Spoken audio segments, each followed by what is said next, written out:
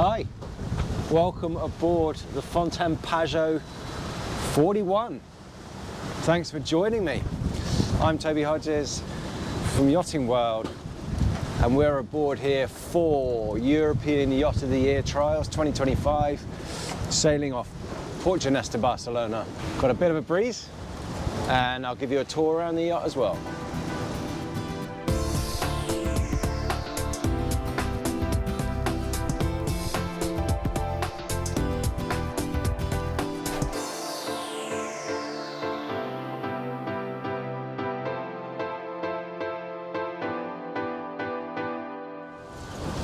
And there's a good breeze on.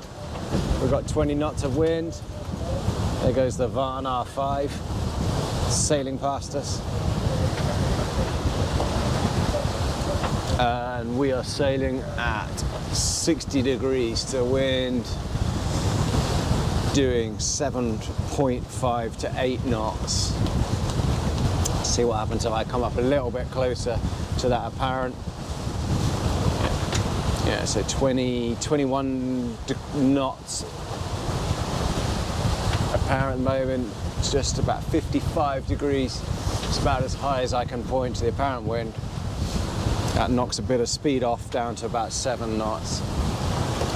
And you'll see what's different about this is having this helm area set back from the winches.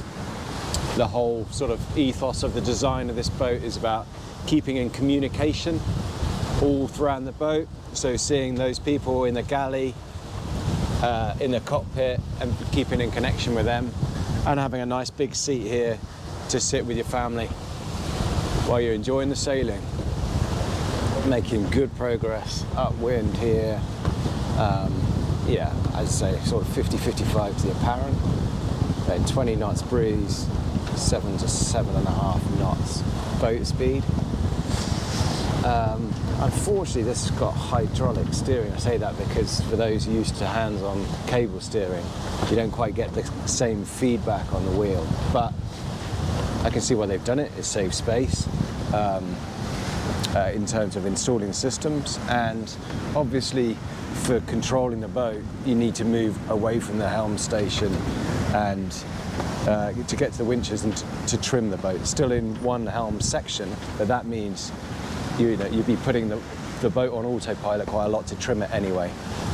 So this has the Odyssey Plus pack, which is was the alternative energy hybrid system, is now dual, and Fountaine Pajot were the first to use that, La Rochelle-based company. And that has, so as well as the electric drives, it has their hydro regenerating as well. Hydro generating. So once you're doing sort of 7 knot speed, which we are now sort of on a close reach, I've just put the autopilot on to show you this.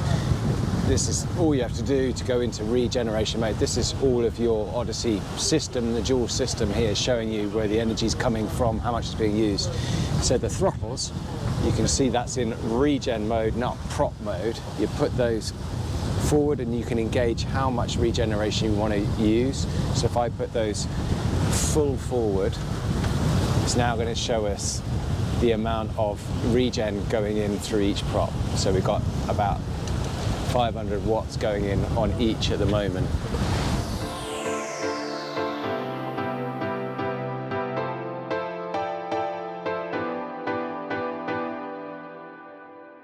And in terms of sailing speeds, we're basically doing 7 knots upwind. Won't tack in much below about 110, so you'll make a fair bit of leeway as well, and reaching up to 8 knots max really with the head sail. We did sail a bit with the Jenica as well, but you're not making much more speed than that. But once above 7 knots, you can start regenerating positively.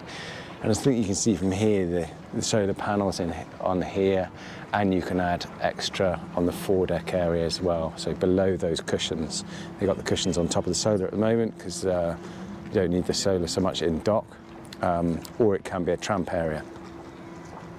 So the whole of this new generation, the 41 and 44, are designed around this Smart Electric system. So they're really pushing the Odyssey Plus electric drive package options, really. It is nice to be under power silently, but the other main benefit that they talk about is this sort of thing. It's whilst in marina, in port, having really good maneuverability and torque as well. So I just doing some little motor trials then, and yeah, you get it's a really sensitive throttle control. It's a really nice smart system, but you can see it's very, very sensitive. So it's nice because you're not touching the wheel, you're just doing everything on those throttle controls, and they're very responsive and quiet. So a quick tour of the rest of the boat while we're on board. They have spent a lot of effort on, as I said, communication and spaces. So the whole volume, size and everything that comes with a boat, but something FP have done for a long time, but making sure that everyone's in contact with each other in the various places. There are, big relaxation zones on the boat. So ensuring that people are connected with each other and can speak with the helm, as I said before, is a big part of that. This is a new spot here. This is Shay's area in the aft quarter. Very nice. This boat is laden with extras. So they wanted to show basically what you can have if you tick all of the boxes, including the electric bathing platform, swimmer, dinghy platform, so you can put 150 kilos on that. You can feel the thrust as we go into reverse on this. There's plenty of torque out of these electric drives. They've also pushed the grill area, if you have it, right out to the aft quarter rather than here, so that there's more saloon seating and space essentially around this big area. So it's a huge cockpit area. This will be your main dining area, and you can have a bigger table in the saloon. Little look at it's probably the best way of showing the cabin options, 2 and 3, and how you change the centre sections, basically, whether you have a shared heads or 2 heads, and 3 or 4 cabins. 4 cabins would obviously share the same layout in each hull.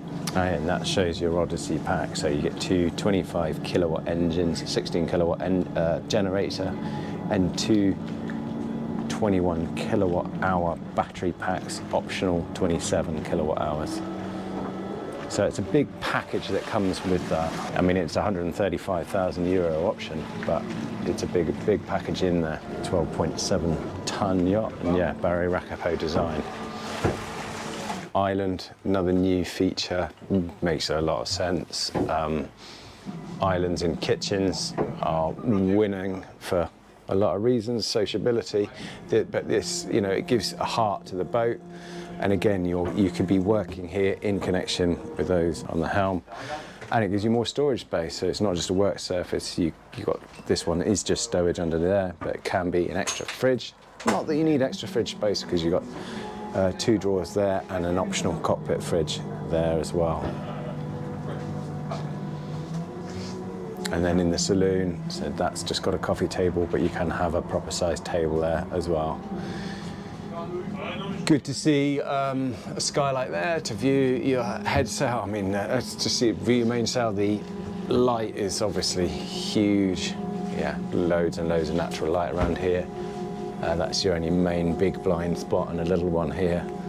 And yeah, they opted against having any sort of forward door or cockpit just because of the weight that adds, and gone for this big window here, which does give you loads of ventilation. Just had that open earlier. Dropping down the starboard side. So this is always 2 cabins, and look at the size of these aft cabins. I mean, that's astonishing. So you can probably see here how they've angled that berth as well, as if to emphasise the amount of space you get in these. There's more volume on this 41 than there was on the Isla 42. The hulls are the same waterline beam, but above that they come out even more. I mean, yeah, this is a 40-foot cap. That is an unbelievably large berth. Stowage behind the door here and under the berth itself. And then you can choose to have, as I said, a separate ensuite for each of these cabins, but they would be small, or you go for this, which sort of makes sense to me, but you have a proper size shower compartment, which is shared between the two cabins, that and the head.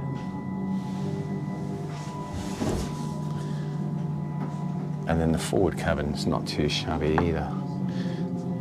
So you can imagine this will make a pretty appealing charter boat as well, in the 4-cabin format. This one's the owner's cabin one, so not this cabin, but this boat has the 3-cabin layout.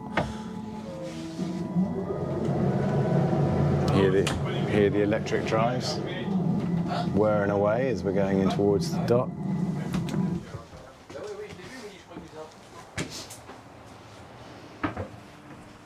So drop down on the port side, and this is the owner's hull version. Once again, not too shabby a berth space. Lots and lots of natural light surrounding it. Well, fore and aft and outboard.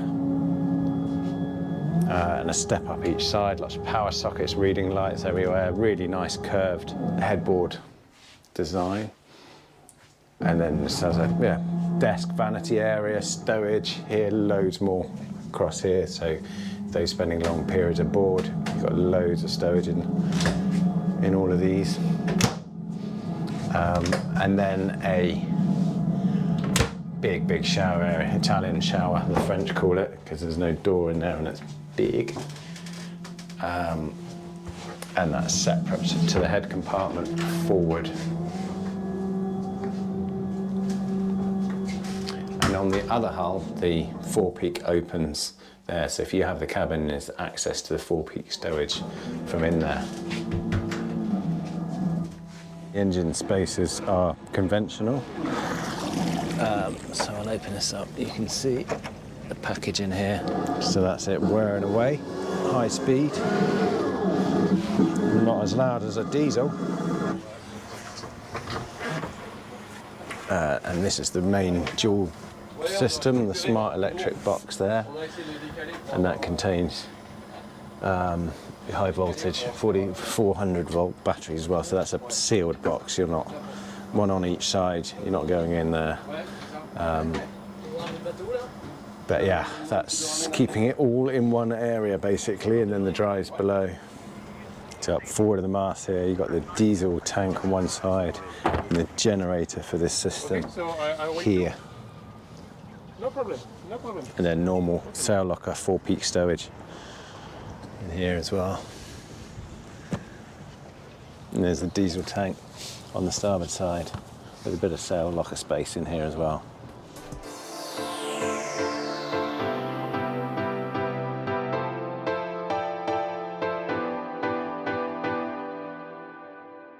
This FP41, by the way, there's no name for this now. They're not going to give them names like they have in the past. It's just going to be Fountaine Pajot in the size. So this FP41 starts at 400,000 euros ex-tax. And as I say, this one is laden with options, including that Smart Electric Odyssey Plus pack and all sorts of others, aircon and yeah. So you end up doubling the price of that for all the options that are on this boat. Anyway, yeah, sorry, it was only a quick tour. On to the next boat. See you next time.